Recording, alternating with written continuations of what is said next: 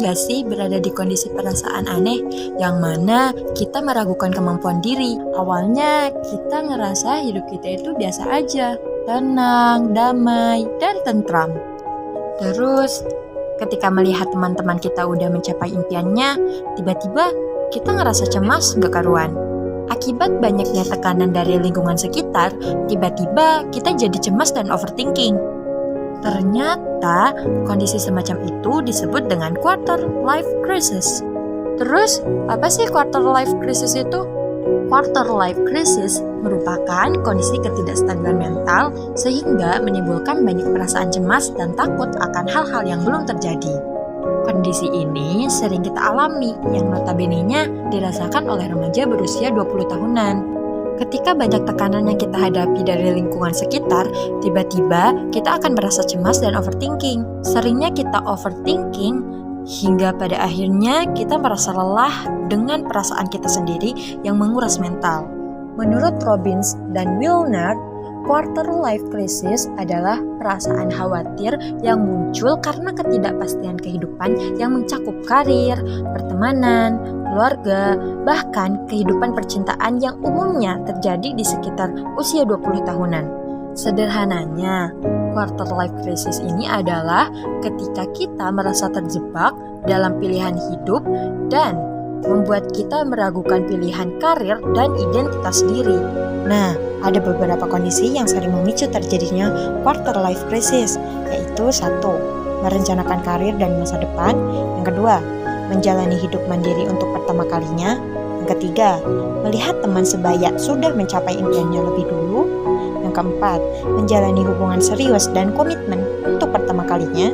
Yang kelima, membuat keputusan pribadi atau profesional jangka panjang. Yang terakhir yaitu yang keenam, takut akan perubahan besar. Selain penyebab dari quarter life crisis yang disebutkan tadi, ada juga beberapa hal yang bisa menjadi tanda seseorang mengalami quarter life crisis, yaitu sering merasa bingung mengenai masa depan, mulai mempertanyakan hidup dan pencapaian, mulai membandingkan diri dengan orang lain, terjebak dalam situasi di mana muncul perasaan terombang-ambing di arah yang tidak jelas, merasa terjebak dalam situasi yang tidak disukai, sulit membuat keputusan ketika dihadapkan dengan beberapa pilihan, kurang motivasi dalam menjalani aktivitas sehari-hari, khawatir akan tertinggal dalam ketidakpastian hidup seorang diri, dan merasa iri dengan teman sebaya yang sudah lebih dulu mencapai impiannya. Nah, dalam Islam, permasalahan ini mendapatkan perhatian khusus. Hal ini dijelaskan di dalam Al-Quran Surah Az-Zumar ayat 53, yang artinya, katakanlah, hai hamba-hambaku yang melampaui batas terhadap diri mereka sendiri, janganlah kamu berputus asa dari rahmat Allah. Sesungguhnya Allah mengampuni dosa-dosa semuanya. Sesungguhnya dialah yang maha pengampun lagi maha penyayang.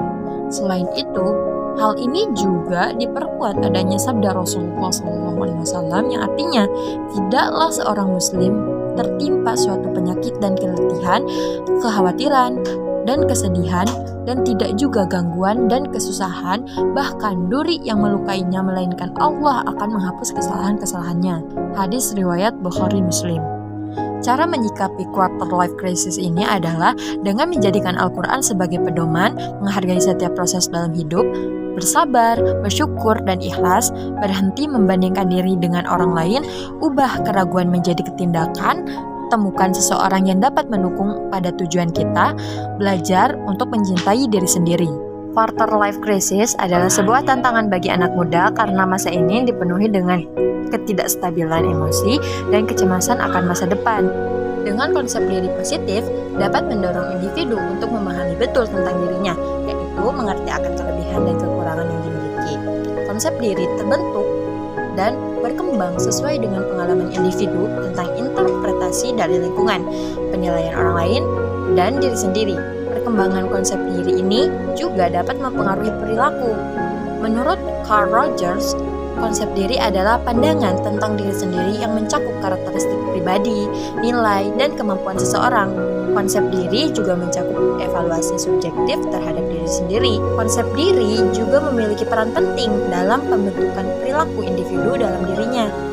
Jika kita mengenal diri kita dengan konsep diri positif, serta mampu merancang tujuan-tujuan yang sesuai dengan realitas, yaitu tujuan yang memiliki kemungkinan besar untuk dapat dicapai, mampu menghadapi kehidupan di depannya, serta menganggap bahwa hidup adalah suatu proses penemuan.